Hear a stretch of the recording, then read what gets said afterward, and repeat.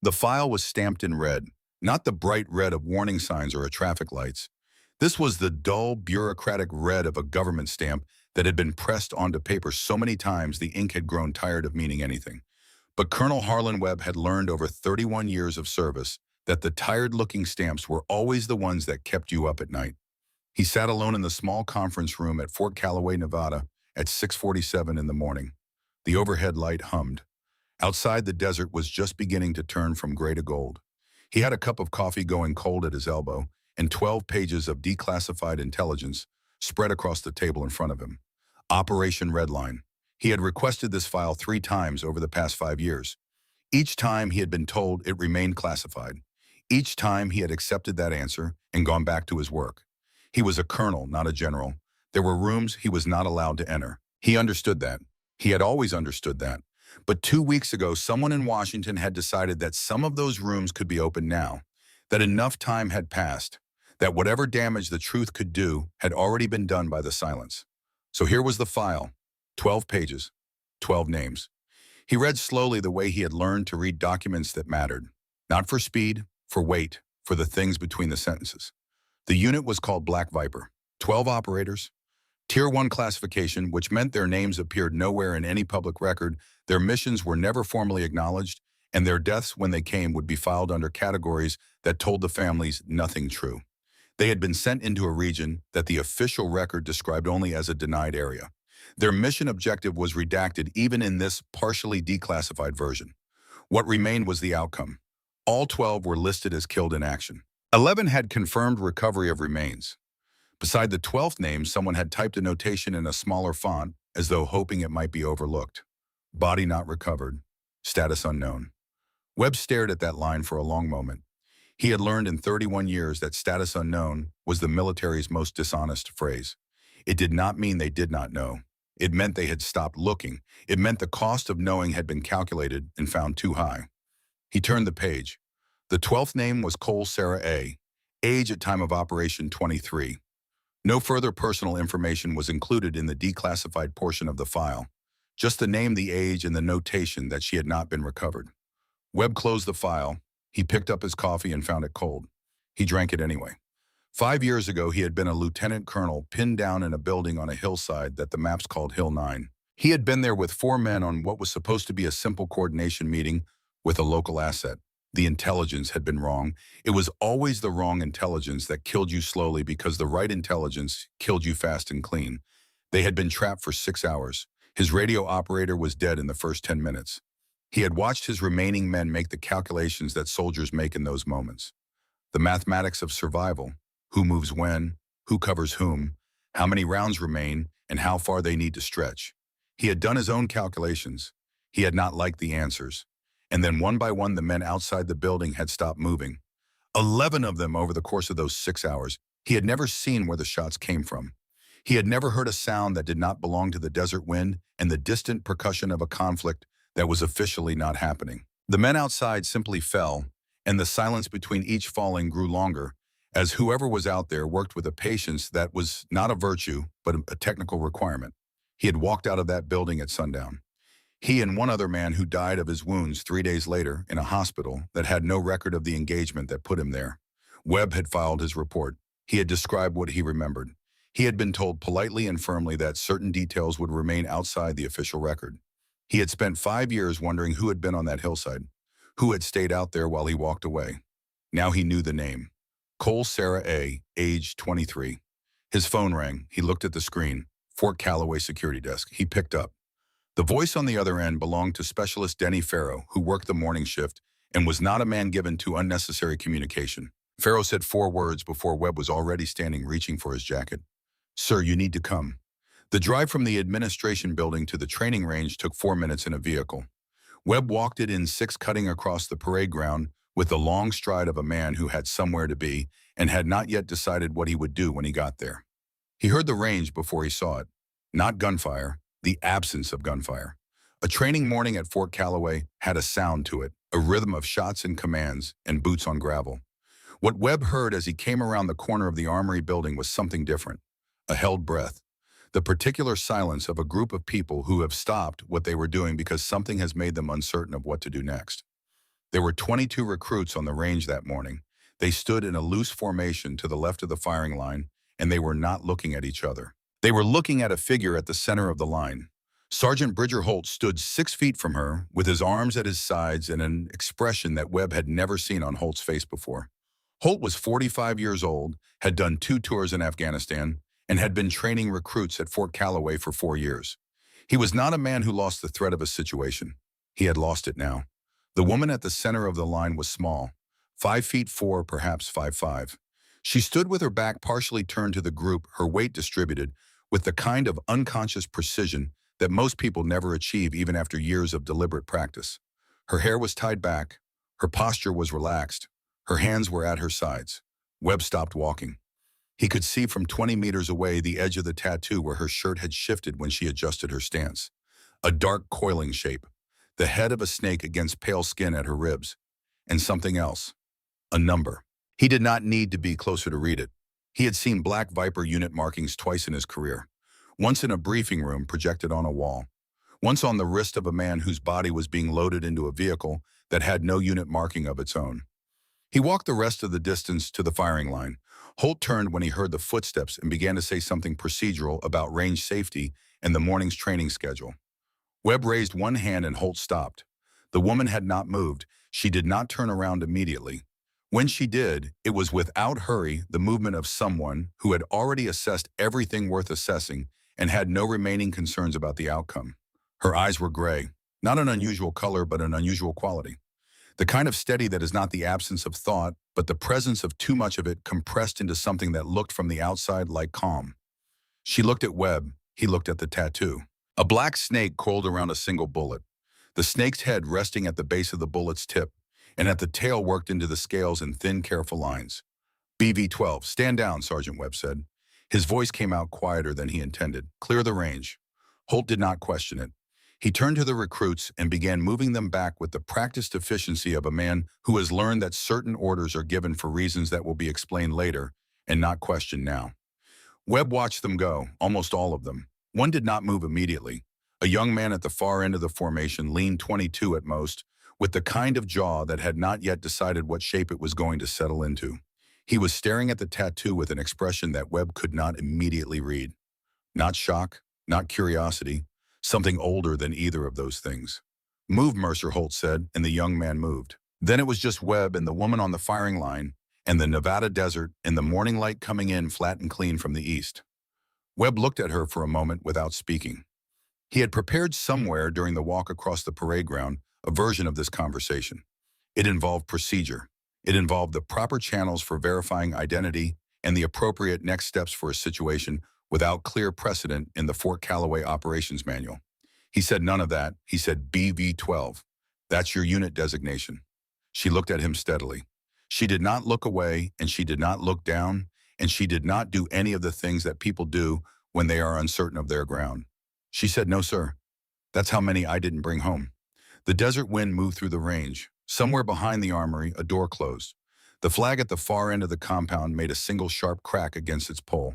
Webb stood with those words in the air between them and understood that whatever conversation he had prepared for was not the conversation he was about to have. Her name on the intake paperwork was Cole Sarah. No middle name listed. Under prior service, she had written a unit designation that Webb's administrative staff had not been able to verify against any active or reserve record, which was the first thing that had brought her to his attention 2 weeks ago before the file arrived. Under reason for re-enrollment, she had written 4 words. I am still useful. She had arrived at Fort Calloway 17 days earlier on a Tuesday morning with a single-bag military issue and old enough to carry the kind of wear that comes from actual use rather than storage. She had checked in at the front gate with the correct identification reported to the correct building and been assigned to the correct bunk without incident. Nobody had paid particular attention to her that first day. She was small, quiet, and gave off the impression of someone who was very good at not requiring anything from the people around her. In a barracks full of people learning how to be soldiers, someone who already seemed to know how to occupy space without demanding, it was easy to overlook. Holt had noticed her on the second day, which was faster than he usually noticed anything he would later consider significant. He noticed her because she was the first one on the range in the morning and the last one off it at night, and because she spent the time between drills doing something he could not immediately categorize. She was not practicing. She was not reviewing manuals. She was watching. She watched the other recruits shoot. She watched the way they breathed before they pulled the trigger. She watched the relationship between a shooter's body tension and the deviation of their shot from the intended point of impact. She watched the wind move through the range, the grass at the target line, the lean of the flags on their poles. She watched with the kind of focused attention that Holt associated with people who were trying to understand something they had not understood before, except that her face never carried the expression of someone learning something new. She looked like someone remembering. He had spoken to her on the third day. A direct question, because Holt was a direct man. He asked her why she wasn't shooting. She said, "Because I need to remember why I stopped." He waited for her to continue. She did not continue.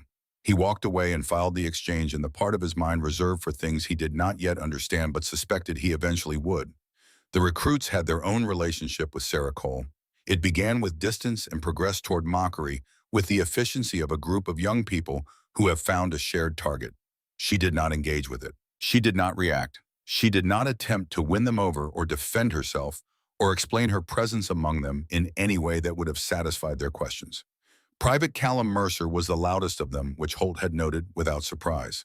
Mercer was smart, which in young men of that age often expressed itself first as a need to be seen as smart. He made observations about Sarah's silence that were designed to get laughs, and he got them. He called her the observer. He said that when things went wrong, he'd be glad to have someone watching the situation from a safe distance. The others laughed. Sarah did not respond. Holt watched Mercer the way he watched all his recruits carefully and without obvious attention. He had learned that the loudest voice in a room was usually the most worth listening to, not for what it said, but for what it was covering. Mercer's performance was too polished to be comfortable. He worked too hard at it. There was machinery underneath running too fast, and Holt did not yet know what it was burning as fuel. The evening of the ninth day changed what Holt knew. He had come back to the equipment room at 2200 hours to retrieve a scheduling document he had left on the workbench. The building was dark. He had not turned the lights on because the circuit panel was at the far end, and he knew the layout well enough to navigate it without them. He heard her before he saw her, not the sound of movement, the sound of something being done with precise, unhurried repetition. A series of clicks and slides and the soft rasp of a cleaning cloth, rhythmic as breathing. He stood in the doorway and let his eyes adjust. Sarah Cole was at the end workbench in complete darkness, breaking down a rifle she had not been issued, reassembling it and breaking it down again. Her hands moved with the certainty that lives below conscious thought. She did not fumble. She did not hesitate. She laid each component in a line she could not see, but clearly knew by position, and she replaced each one in the correct order without pausing to verify any of it. She was not maintaining the rifle. She was talking to it, not with words, with her hands, with the language of repetition that soldiers develop with their weapons over long use, the private conversation between a person and the instrument they trust with their life. Holt stood in the doorway for 4 minutes. He counted. He left without turning on the lights, without saying anything, without letting her know he had been there. He did not sleep well that night. He spent a long time lying in the dark thinking about the kind of person who can field strip and reassemble a rifle in absolute darkness with the ease of someone breathing, and the kind of person who sits in the dark at 10 o'clock at night doing it alone, and what those two things together implied about what had happened to her. He had seen it before. Not exactly this, but close enough. He had seen men come back from places they were not supposed to have been and carry those places inside them like a stone in the chest. Some got loud, some got quiet. The quiet ones were harder to read but easier to lose because the quiet ones had already decided that the people around them did not need to know what they were carrying. He had not known what to do with that in the days that followed. The next morning she was back on the range before anyone else. She observed. She measured the wind. She did not shoot. Mercer made a joke about it. Holt told him to run 2 miles and think about whether the joke was worth it. Mercer ran the 2 miles and came back with a slightly more considered expression, which was about all Holt had hoped for. This continued for 7 more days. The morning of the 17th day began the same way. Sarah arrived at 0545. Holt arrived at 0550. The first recruits arrived at 0600. Live ammunition was scheduled for the morning block. Every recruit was required to demonstrate a qualifying shot pattern. There were no observers on a live fire exercise. You shot or you were removed from the course. Holt had thought about how to handle Sarah Cole and this requirement for 16 days. He had tried 3 different approaches in his head. None of them were clean. He had settled on direct because he had found over 20 years that direct was almost always better than the alternatives. He called her name from the line. Her response was immediate, which told him she had been waiting for it. She stepped to the firing position without argument. She took the rifle from the equipment rack. She began to adjust her position, settling into a configuration that looked almost casual until you understood what it was actually expressing. Her shirt lifted at the left side. Holt saw the tattoo and began to say something about regulations regarding visible tattoos during inspection, the words already forming a reflex of procedure. He stopped. He had seen enough to know what he was looking at. Not the image itself, though the image was striking. The precision of it, the deliberate placement. The number worked into the design with the care of something that was never meant to be decorative but was meant to be permanent, meant to be answered for, meant to be carried on the body, because the mind alone could not hold it. He had a single moment of recognition before footsteps behind him told him that Colonel Webb had arrived, and the decision about what happened next stopped being his to make. Webb walked past him without slowing. The recruits, who had been watching with the attention of young people who sensed that something significant is occurring, went quiet. Webb stopped 6 feet from Sarah Cole. She had turned to face him. She was not surprised. She was not particularly anything. She simply existed in the space she occupied with the tattoo visible at her left side and looked at him. Webb looked at the marking for a long moment. Then BV-12. That's your unit designation. She said, no, sir. That's how many I didn't bring home. Holt had spent his career learning to read rooms. It was a skill that came from paying attention in places where misreading a room could get you killed. What he read in the silence that followed those words was not what he expected. He expected the colonel to reassert control. Webb was good at that. It was part of why he was a colonel. But what happened to Webb's face in the 3 seconds after Sarah Cole finished speaking was not the expression of a man reasserting control. It was the expression of a man who had just been handed something he had been trying to find for a very long time and was not certain he was ready to hold it. Clear the range, Webb said quietly. Holt turned to the recruits. Mercer was the last to move. Holt saw it without looking directly, one of those peripheral observations that experienced soldiers develop without trying. Mercer was staring at the tattoo. Not at Webb, not at the situation, not at anything except that number. BV-12. Something in his face that Holt had not seen there before. Move, Mercer. Mercer moved. Holt guided the recruits to the holding area behind the armory and stood with them facing away from the range, which was both procedure and courtesy. He could hear nothing from behind him. The Nevada desert was good at swallowing sound. He stood there and thought about the dark equipment room and the rifle assembled and disassembled without light in the number on her skin and the way Webb's face had changed when she said it. 12 who didn't come home. Behind him, the range was quiet. In front of him, Callum Mercer stood slightly apart from the others with his arms at his sides and his eyes on the ground in that same unreadable expression he had carried on the firing line when the word 12 had been spoken into the Nevada morning air. Holt made a note of it, not in writing, in the part of his memory reserved for things that mattered. Then he heard Webb's voice, clear and final, Sergeant Holt. He turned. Webb was standing at the edge of the range with Sarah Cole 2 steps behind him. She was carrying the rifle she had been issued, positioned correctly along her arm. She looked no different than she had at 0545 that morning, except that her shirt was straightened and the tattoo was no longer visible. Holt walked back to them. Webb said morning training is suspended. Reassign the recruits to classroom study second building. I'll let you know when we're resuming range work. Yes, sir. Webb looked at Sarah. Something passed between them that Holt could not translate. Then Webb nodded once and Sarah Cole walked past both of them toward the armory to return her weapon. Holt watched her go. She moved the way she always moved, unhurried, economical, like someone who had already made every decision that needed making and was simply executing the sequence. He stood on the empty range and watched her walk away, and he thought about the darkness of the equipment room and the number on her skin and the way Webb's face had changed, and he thought, this is not what I thought it was. None of the 17 days was what I thought it was. He turned to his recruits because there was still a morning's work to be done. But behind him, without his looking, something had already changed on that range that would not change back. Webb's office at Fort Calloway was not a large room. It had one window that faced west, which meant it received no useful light until late afternoon, when the sun came around the far edge of the administration building and threw a long orange rectangle across the floor.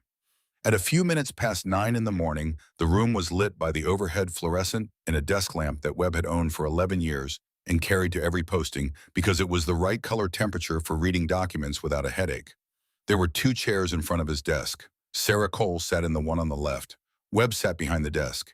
He had considered moving to the other chair and decided against it. The desk was a kind of language, and he was not sure yet what he wanted the language to say. She sat with her hands in her lap and her back straight and her eyes on him with the same quality of full attention she had shown on the firing line. Not aggressive, not submissive. Present in the way that certain people are present, with the weight of their awareness directed at you, which could feel like a gift or a pressure depending on what you had done. Webb had closed the door. He had told his administrative assistant he was not to be interrupted. He had placed his phone face down on the left corner of the desk. He opened the file to the last page and placed it between them so she could see it. He watched her face. Nothing changed in her expression. She looked at the file the way she had looked at everything else, with an attention that processed and filed and returned nothing to the surface. She said, "When was it declassified?" Webb said, "2 weeks ago." She said, "I didn't know." He believed her. There was nothing in her posture that suggested she had known. There was also nothing that suggested surprise, which told him that she had understood this was possible, that the file existed, that eventually time does what time does to things that are buried. He said, "I want to tell you what I know, and then I want you to tell me what I have wrong." She looked at him. He said, "I'll start with Hill 9. He had been there on the 14th of a month he did not name in a year, the file listed by fiscal quarter rather than calendar date, because certain events become more manageable when you remove the human markers of time from them. He had gone with 4 men. The purpose was coordination. The intelligence said the area was controlled, the movement window was clear, the asset was reliable. The intelligence was wrong on all 3 counts. First contact happened within 20 minutes of their arrival at the designated building.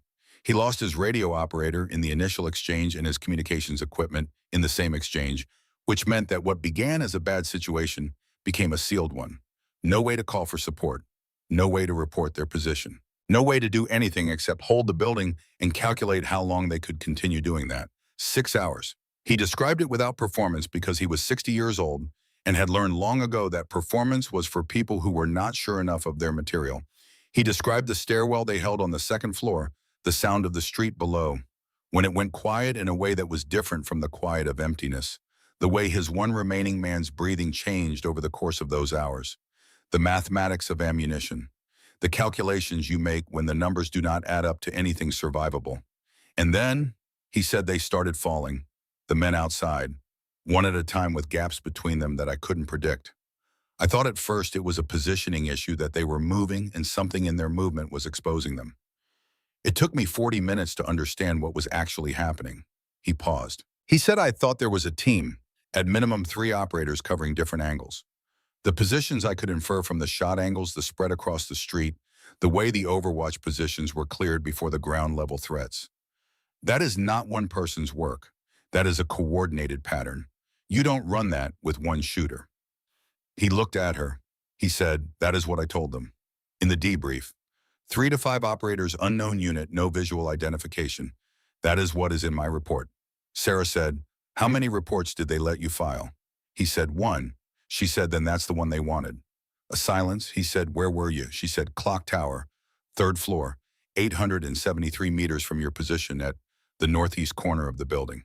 He said, "The tower was destroyed. I saw it on approach. The ground level was rubble." She said, "The ground level was. The strike took out the base and the first 2 floors. The stairwell on the south side was intact from the 2nd floor up. The 3rd floor had partial roof coverage. Enough." He thought about the tower. He had cataloged it the way you catalog everything in an approach, assigning it a threat value and moving on. He had assigned it a low value because it was visibly destroyed, and destroyed structures do not generally contain operational personnel. He said, "You were above the rubble line." She said, "Yes, sir." He said, "At 873 meters. She said, "The laser rangefinder put it at 871. I rounded up for the calculation because the wind was coming off the eastern ridge and adding effective distance." He sat back in his chair. He had been looking for a team. He had spent 5 years constructing a picture of a coordinated operation, multiple shooters, a planned response to a situation that had gone wrong. It had been the only version of events that made mathematical sense to him. You do not eliminate 11 armed and positioned men from a single point at that distance in 6 hours. The geometry does not work, except that it did, apparently. If the geometry was run by the right person, he said, "Walk me through it." She did. She spoke the way she had moved on the firing line without performance, with the economy of someone describing a technical process they have executed many times and carry in their hands more than their head. She used correct terminology without explanation, which told him she had assessed that he would know the terms and she had assessed correctly. The position in the clock tower. The sight lines from the third floor, which gave her coverage of 4 of the 6 approaches to the building and partial coverage of a fifth, the range to his position, and the range to the primary threat concentrations on the street below and to the east. The wind, she said it was coming off the ridge at approximately 9 miles per hour in the morning. Consistent, which helps. By early afternoon, it had shifted and was pulling from the west in gusts 8 to 14. At that distance, a 3-mile-per-hour variance in wind speed moves your point of impact roughly 4 inches at 800 meters. Over 6 hours, the wind shifted 4 times in a way that required full recalculation of my hold each time. He said, how much time did each recalculation take? She said, if conditions are changing, you watch. You read the mirage off the surface, heat, the grass, movement at the intermediate distances, the flag at the building's south corner. You build a current picture and you hold it. You don't calculate once and assume it holds. You calculate continuously and you shoot when the picture is right. He said for 6 hours. She said for 6 hours. He said you saw me inside the building. She said you were at the northeast corner window on the 4th floor for most of the engagement. When you moved to the 3rd floor at approximately hour 4, I adjusted my secondary coverage point. He said I was bandaging my head. I'd taken shrapnel from a near miss on the window frame. She said, I know. You used your sleeve. Left side tore it off at the shoulder. You checked your ammunition count 17 times over the course of the 6 hours. Webb was quiet. There was something very particular about being told the details of your own worst day by someone who had watched it happen from a distance of nearly a kilometer through a scope for 6 hours. It was not comfortable. It was also in a way he had not expected a kind of relief. He had spent 5 years carrying a version of that day that had no witness, that had happened in a sealed room with no record. To hear it described with this precision by someone who had been there was to have it become real in a new way. Real in the way that things are real when another person can confirm them. He said shot 473. She said you moved toward the east window at approximately hour 5 and 40 minutes. The remaining hostile on the street had positioned himself at the corner of the adjacent building, using the angle to set up a shot through the window. He had a clean line. You did not know he was there. He said, I remember moving toward that window. She said you stopped. You paused approximately 2 steps from the frame. I don't know why. He said I heard something. I thought it was wind through a crack in the wall. It made me pause. She said that pause was approximately 1.2 seconds. I needed 0.3 seconds of clear line. I had it. He said nothing. She said, The first 472 shots were to make sure that when I needed to be right, I was right. Shot 473 required a 0.3-second window between his movement cycle and yours. I could not afford to be wrong about the hold. Every prior shot was data. Every prior shot told me something about how the rifle was performing in those conditions at those ranges in that wind. He said, you make it sound like a calibration exercise. She said that is what it was. The first 472 were calibration. The 473rd was the reason. He looked at her for a long time. He said, you were 23 years old. She said, yes, sir. He said, alone in that tower. She said the mission was to get your team out. You were the last one. When you walked out of the building at sundown, the mission was complete. He said, you make it sound simple. She said, it wasn't simple. But the goal was clear. Clear goals make hard things achievable. The difficulty is not the problem. The clarity is the solution. He thought about that. He thought about 23 years old in a destroyed clock tower and a rifle and 6 hours of wind shifting off an eastern ridge, and he thought about the version of himself that had walked out of that building at sundown, believing that a team of operators had been positioned specifically to cover his exit. He had been alone in that building. She had been alone in that tower. 2 people in 2 ruins on opposite ends of a geometry that should not have worked and did. He said after I got out, why didn't your unit extract? The room changed. It was not a dramatic change. Nothing moved. The fluorescent light continued its low hum. Sarah Cole did not shift in her chair or look away or do any of the physical things that people do when a conversation arrives at the place it has been heading all along. She looked down at her left hand resting in her lap. She looked at it as though checking that it was there. Then she looked back at him. She said, after you cleared the building, I had signals from 2 of my remaining team. 2 operators alive, separated approximately 200 meters apart on either side of my position. Both pinned. He said, "How many did you have left at that point?" She said 2. He said, "Out of 12." She said, "Out of 12." A silence that had weight enough to press against the walls. She said I had 1 round remaining. The room was very quiet. She said, "Operator 1, Sergeant First Class Warren Okafor, 31 years old, Billings, Montana." He had been hit in the lower left leg. He had applied a tourniquet correctly and was mobile with assistance. His cover position was defensible for approximately another 15 to 20 minutes. She said, "Operator 2, Staff Sergeant Raymond Pruitt, 28 years old. He had an abdominal wound, no tourniquet applicable. His cover position had already been compromised." Webb said nothing. He understood where this was going. He had enough years of this work to understand the mathematics she was approaching, and he did not want to hurry her toward it because he understood also that she had been arriving at this point for 5 years, and the arriving was part of what she needed to do. She said, "I ran the probability assessment in approximately 1.8 seconds. Okafor's tourniquet placement indicated a survival probability given extraction that was meaningfully higher than Pruitt's. Pruitt's wound category, in the absence of immediate surgical intervention, which was not available, indicated a survival window of less than 4 minutes, regardless of any action I took." She stopped. She said, "The math was correct.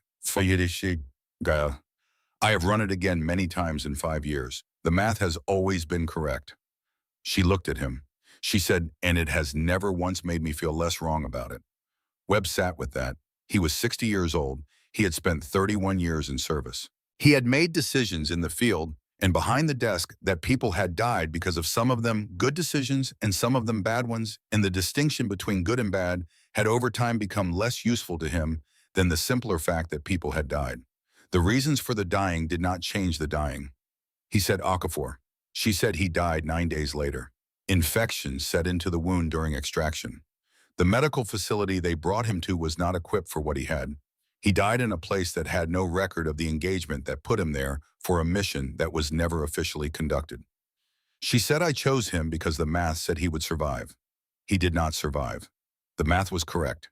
The outcome was not what the math predicted.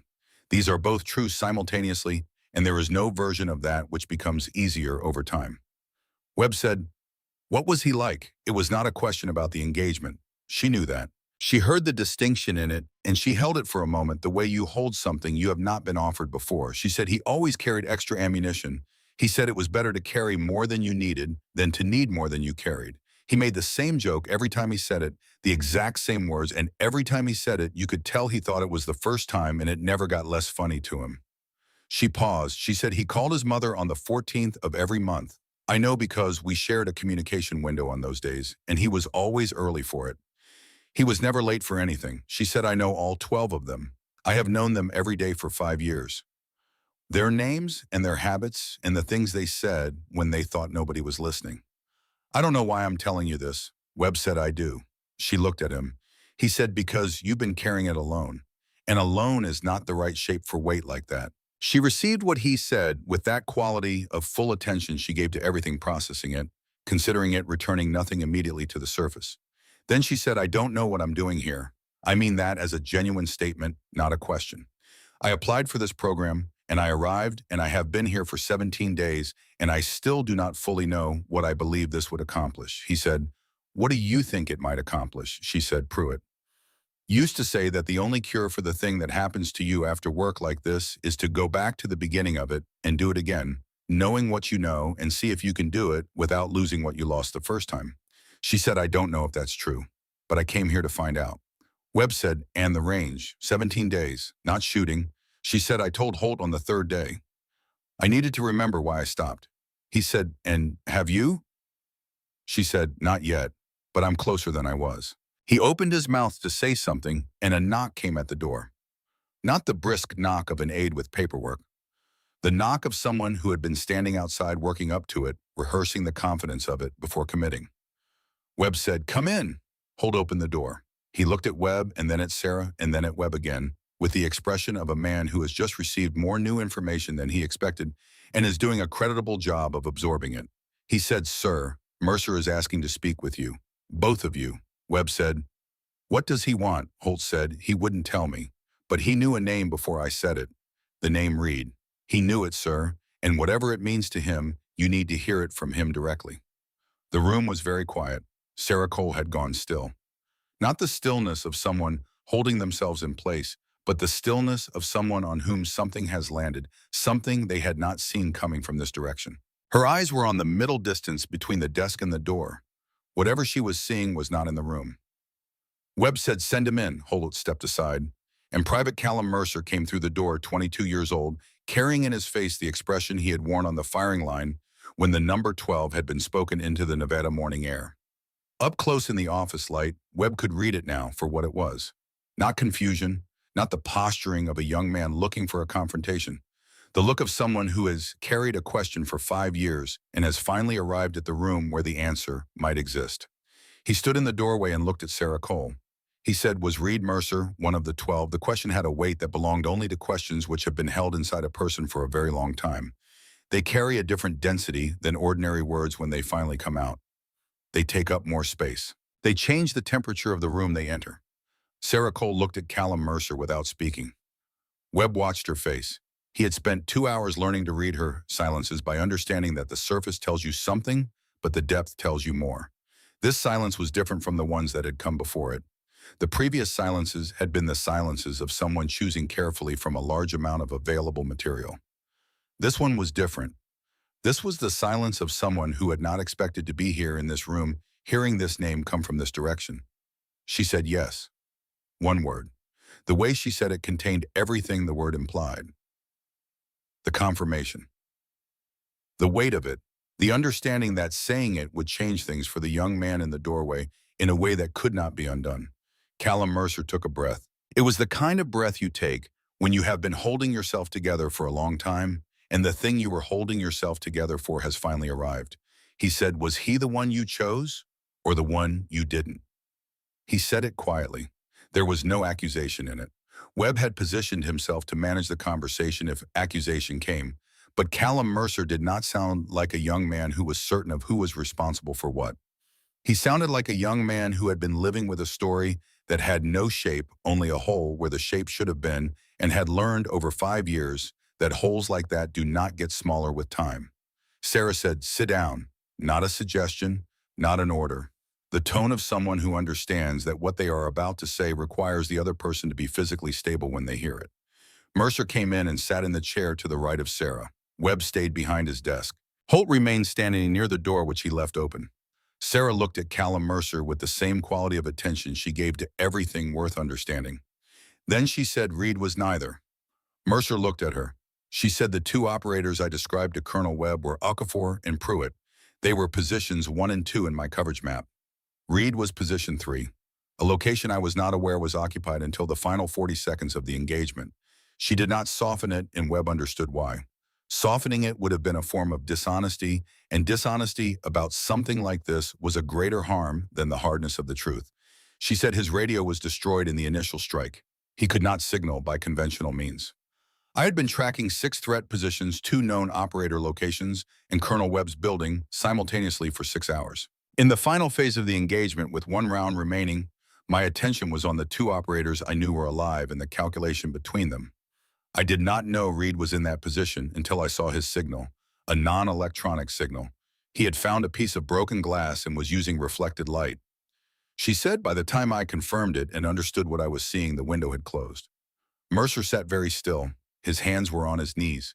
He was looking at the floor between his feet, and the muscles along his jaw were working in the way of someone holding the inside of their face together by force of will alone. She said, "I have run every variable of that engagement through every permutation I am capable of generating over 5 years.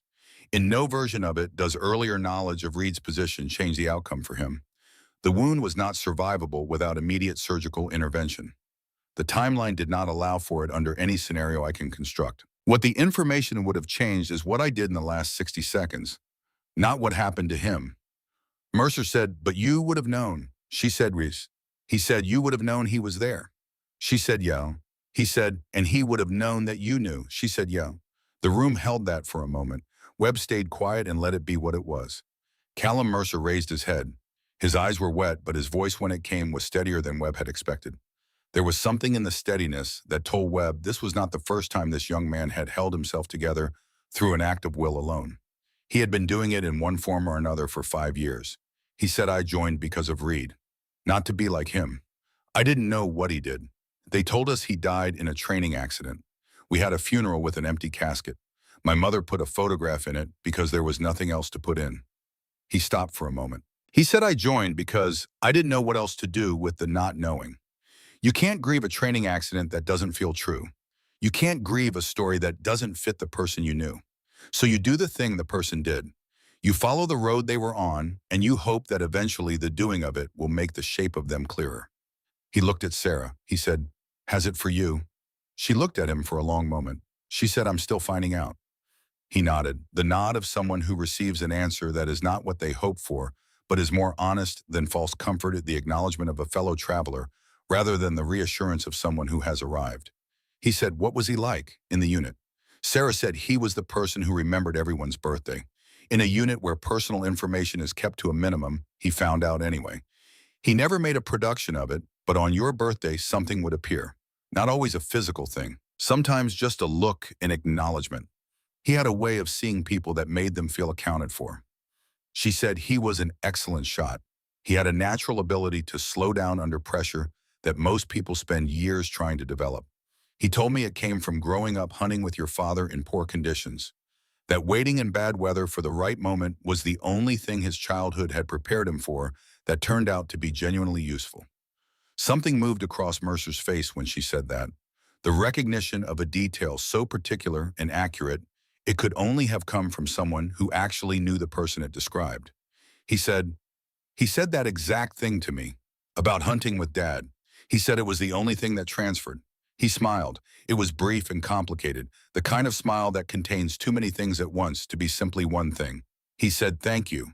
She said, "I should have known he was there." He said, "You've said the outcome would have been the same." She said, "I've said the outcome would have been the same." That is not the same as saying, "I should not have known." He looked at her for a moment. He said, "He would have told you to stop carrying it." She said, "I know." He said, "Would you have listened?" She said, "No." He said, "He knew that about you probably." She said, "We knew things about each other. 17 months does that." They sat in a quiet that was different from all the previous quiets in the room.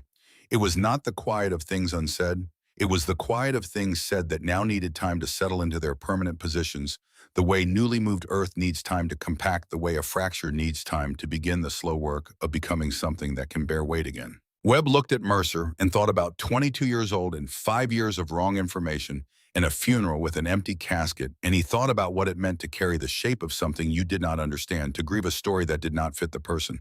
And he thought that whatever Callum Mercer had come into this room looking for, he had found something close enough to it that the journey had not been wasted.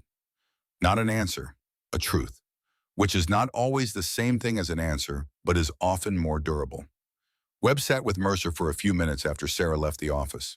He did not say much. He asked if Mercer had people he could talk to, and Mercer said yes in the way of someone who understood the question was a formality, but appreciated that it had been asked. Webb told him that what he had heard today was his to carry differently now, not lighter, but with a truer shape. Mercer nodded. He stood to leave, then stopped at the door. He said, "She's been watching all of us, the whole 17 days. Webb said yes. Mercer said she knew what she was going to find here before she found it. Webb said, "I think she knew what she needed to do. She wasn't certain it was possible until she did it." Mercer looked at him for a moment.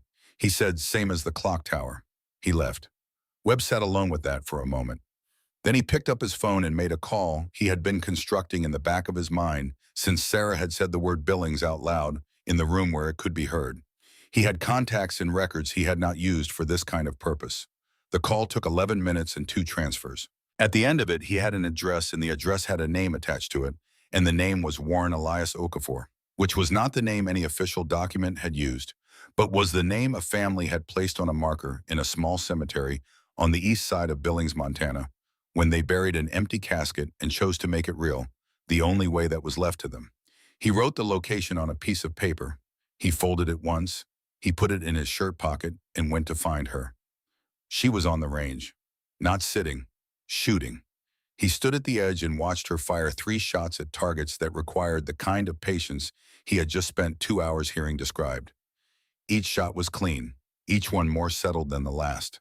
Not the settling of someone finding their form, but the settling of someone returning to a place they had set down for a long time and finding it still recognizable. She lowered the rifle after the third shot. She did not turn around. She said, "You found him?" He said, "Billings, Montana, East Side. He's buried under his middle name, Elias, Warren Elias Okafor." The family arranged it privately after the notification. The casket was empty, but the marker is real. She was quiet for a moment. She said, "Elias." She said it the way you say the name of someone you knew well when you learned something about them. You didn't know the small, particular surprise of a new facet on a familiar thing. She said, "He never told me that." Webb walked to her and held out the piece of paper. She took it, read it, folded it precisely, and placed it in the breast pocket of her jacket. She pressed her hand flat against the pocket, once confirming it was there. She said, "Thank you, Harlan." He said, "How long are you planning to stay?" She said, "I'm not sure yet." He said, "Holt is a good instructor." She said, "I know. He found me cleaning in the dark and didn't say anything. That is the sign of a man who understands what he is looking at." He said, "What do you need?" She looked at him with the expression of someone who had not been asked that question in a long time, and the way he was asking it without an agenda attached to the answer. She said, "I need to finish what I came here to do." Pruitt used to say the only cure for the thing that happens to you is to do it again differently. I don't know if he was right, but I came here to find out, and I think I have the beginning of it now. She turned back to the range and raised the rifle one more time. He left her there. She was gone by morning. On the equipment table in the armory, 12 folded notes, each one with a name written on the outside in small, precise handwriting.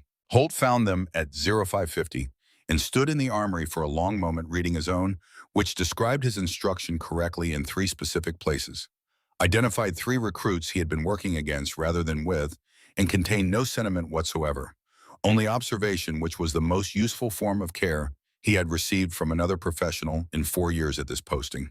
He distributed the others without opening them. Callum Mercer read his at the end of the equipment table. He read it twice. It was the longest one. At the bottom below, a space that suggested the writer had considered whether to include what followed, "You're angrier than the others." That's not a flaw. It means you cared about someone. Don't let the anger go. Redirect it. Your brother would have. He folded it and put it in his breast pocket. He went to the range. Webb found a single envelope on his desk with no name on the outside. 1 sheet inside. 2 lines. The first, "You were looking the right direction. You just didn't know how far back to look." The second, "They were all worth it. Every 6 hours. Every 473. I know that now." Below, a deliberate space in smaller writing, "I'll send word when I find the last one." He read it once. He did not fold it or file it or put it away. He placed it flat on the desk in front of him, held down at the corners by nothing except its own slight weight, and he looked at it. Outside his window on the range, Callum Mercer stood at the firing line. He had arrived before anyone else for the first time since the course began. He was standing the way Sarah had stood for 17 days, not yet shooting, watching the wind move through the range, learning Webb understood the first thing she had tried to teach him without ever saying it directly, that seeing comes before shooting, that everything before the shot is the shot. Webb put on his jacket and went outside. The Nevada morning was cold and clear, the kind of cold that is honest about itself, the kind of clear that comes from a sky with nothing between you and a long distance. He walked to the range and stood beside Mercer without saying anything. After a time, Mercer raised the rifle. The first shot was not perfect. It was honest, which was better than perfect at this stage of a thing. He lowered the rifle, looked at the target, and raised it again. The second shot was better. Webb stood beside him in the morning light and said nothing else because nothing else needed saying. The range had its own language, and 2 men standing in it together in the early cold was a sufficient and complete sentence. Holt appeared at the edge of the range a few minutes later. He took in the scene without comment. He came and stood on the other side of Mercer and looked downrange, the way the 3 of them were looking at the targets in the flat light. He said quietly and to no one in particular, "She left notes for everyone." Webb said, "I know." Holt said, "Mine told me 3 things I already knew and had been arguing with myself about for 2 years. Webb said, "What did you do with it?" Holt said, "Filed it. In the place I keep the things I intend to act on." A pause. Holt said, "She was never training, was she?" "She was teaching." Webb said, "From day one." Holt said, "We just didn't know it." He watched Mercer fire a third shot, which was better still. He said, "He's going to be good." Webb said, "She knew that before he did." Holt said, "She knew everything before anyone did." "That's the whole job, isn't it? Everything before the shot." Webb said, "Yes, that's the whole job."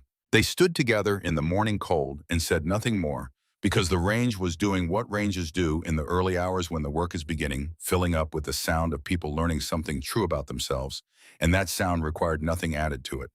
Somewhere to the north and east, the desert gave way to highway, and the highway ran through the kind of country that holds things quietly and without complaint. Mountains and then high plains, and then the long corridor of Montana, where the sky opens in a way that makes you feel both small and strangely accounted for. Sarah Cole drove through that country with a piece of paper folded in her breast pocket. She had 12 names. She had 11 locations confirmed, visited, verified. Markers in small cemeteries and municipal plots, and one in the courtyard of a church in a town in Wyoming that had never known what the man buried there had done, but had given him ground anyway, which was its own form of acknowledgement. The 12th was in Billings. She had thought about Warren Okafor in Billings, Montana every day for 5 years.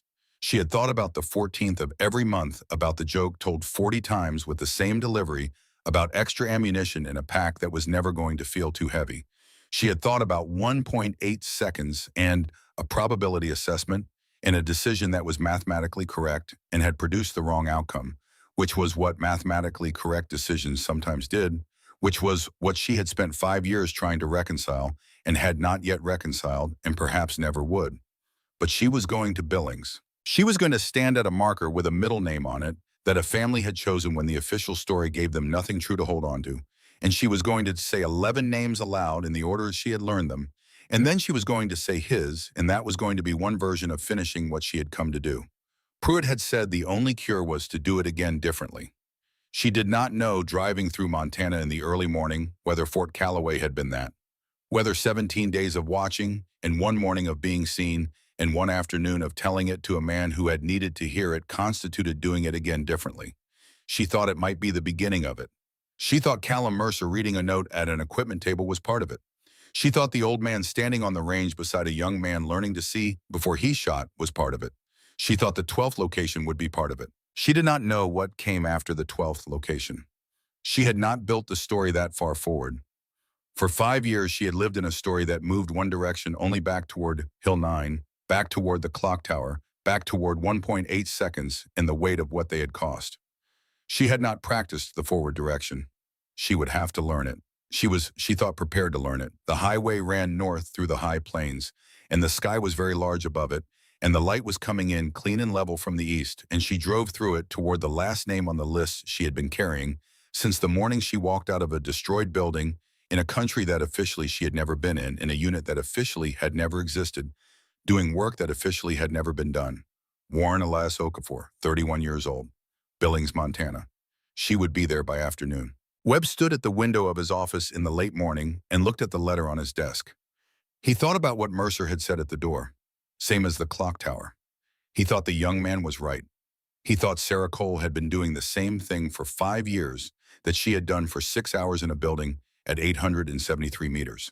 Staying in position, doing the necessary work, not leaving until the mission was complete, even when the mission was one she had written for herself in the language of a debt she had decided she owed. He thought that is not someone who is broken. That is someone who knows exactly what they are carrying and has decided to carry it correctly until it is done. He picked up the letter. He folded it once and placed it in the same pocket where the Billings address had been. He would keep it the way you keep the things that matter, not filed and not displayed, but carried in a place close enough to remind you of its weight. He turned from the window. In the drawer, the file with the tired red stamp. Cole Sarah A., body not recovered. Status unknown. He opened the drawer. He looked at that notation for a long moment. Then he picked up a pen and drew a single line through the words, status unknown, and wrote in the space beside them 3 different words. He closed the drawer and locked it. Outside on the range, the recruits were back at work. He could hear the sound of it through the glass, the rhythm of shots and commands and boots on gravel, the ordinary music of people learning something that mattered. Mercer's shot, he thought, listening. That one. The one that landed clean and true without effort, the one that comes when you stop trying to make the shot happen and let the preparation do what preparation is for. That was hers too. Everything before the shot. He thought about 12 people who had carried that understanding into places where it cost them everything. And he thought about the one who had come back carrying it still and was now somewhere on a highway in Montana moving toward the last piece of the accounting she had assigned herself. He thought about what the 3 words in the drawer said, the ones he had written over the old notation. She found her way. He stood in the office for a while longer, then he put on his jacket and he went outside to where the work was, and he stood in the Nevada morning and listened to the range, and he let that be enough. The marker was white granite, simply cut. Warren Elias Okafor. The dates beneath the name. Nothing else, because there was nothing else a family could legally put there. Nothing that named what he had done, or where he had done it, or what it had cost him to do it. Sarah Cole stood in front of it in the afternoon light. She had driven 3 hours and 40 minutes. She had parked on the road outside the cemetery and walked in through the iron gate and found the marker in the fourth row from the back in the corner where the afternoon light came in longest. Well, she stood there for a while without doing anything. Then she said 11 names aloud in the order she had learned them. She said each one clearly with the full name and the place they were from, because places mattered, because the places were part of who the people were before they became the work. When she reached the 12th name, she said it twice. Warren Elias Okafor, Billings, Montana. She said, I carried extra ammunition because of you. In the 3 years since I stopped, I still couldn't make myself leave it behind. I thought it was habit. I think now it was the right kind of tribute for someone who understood that the weight you carry before the problem is the thing that solves the problem. She said, I'm sorry, I didn't know you used Elias. It's a good name. It suits the 14th of every month. The afternoon was quiet around her. The cemetery was small, and the town beyond its iron fence was the unhurried size of a place that had not needed to be any larger to hold the people it held. She stood there until the light changed. Then she took the piece of paper from her breast pocket, the one with the address written in Webb's handwriting, and she folded it small and placed it at the base of the marker, weighted with a stone from the path, so the Montana wind would not take it. She straightened up. She looked at the name one more time. She said, I'll come back. She walked back through the iron gate and got into the car and sat for a moment with her hands on the wheel looking at the road ahead of her. She did not know yet what the road ahead was. She had the beginning of it. The beginning was Fort Calloway and a man named Webb who had spent 5 years carrying the wrong version of a day she had carried the right version of alone. The beginning was a young man named Mercer who would go to the range tomorrow and the day after and fire honest shots that got better each time because someone had told him his anger was a form of love that had not yet found its correct application. The beginning was 3 shots on a Nevada afternoon, the first shots in 3 years, each one more settled than the last. She could build from a beginning. She had always been good at building from a beginning.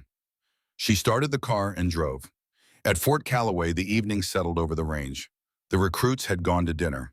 Holt had filed the day's paperwork. The equipment room was locked and the rifles racked the range quiet in the way it went quiet at the end of a day's work, holding the memory of the morning's percussion in the stillness that followed it.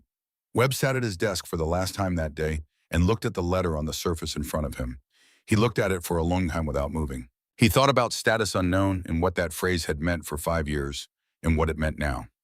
He thought about a woman driving north through Montana in the late afternoon with 12 names accounted for in a road ahead that she had not yet learned the shape of, but would. He thought about Mercer on the range in the morning light. He thought about Holt at the door of a dark equipment room counting to 4 and then turning and walking away without saying anything, which was the most useful thing he had done in the 17 days that followed, and perhaps the most useful thing he had done in 4 years at this posting. He thought about 1.8 seconds and a probability assessment and a choice that was mathematically correct and had produced the wrong outcome. And the woman who had run that calculation thousands of times in 5 years and understood that being right and being at peace with being right were not the same thing, and had decided to keep doing the work anyway, not because the work resolved anything, but because the work was the only honest response to what had happened that she had found. He thought about 6 hours in a clock tower, 873 meters, 473 shots, each one data for the next. He thought that is what it looks like when someone decides that carrying something correctly is the only version of it they will accept. Not putting it down, not pretending it is lighter than it is. Worrying it correctly with the posture that the weight requires one step at a time for as long as it takes. He folded the letter. He placed it in his breast pocket. He turned off the desk lamp. He stood at the window for a moment and looked at the range in the evening light, empty and quiet, ready for the morning. Then he put on his jacket and went home. They were 12 people before they were operators. They had names and ages and places they came from that were part of who they were. They called their mothers on specific days of specific months. They carried more than they needed because they understood the weight you carry before the problem is what solves the problem. They remembered every birthday in a unit where personal information was kept to a minimum, and they made people feel accounted for, and they said the same joke 40 times with the same delivery, and it was never less funny to them. They had a natural ability to slow down under pressure that took other people years to develop. They were in 12 places now, in the ground in cemeteries with their names on them, or their middle names on them, in the corners of towns that had given them ground without knowing what they had done to deserve it. They are not in any official record, but they are in the ground now in places that can be found because someone stayed in the tower and kept count and spent 5 years walking the country until every name had a location and every location had been visited, and every person had been said aloud with their full name and the place they were from in the afternoon light by someone who had known them. All 12 of them accounted for.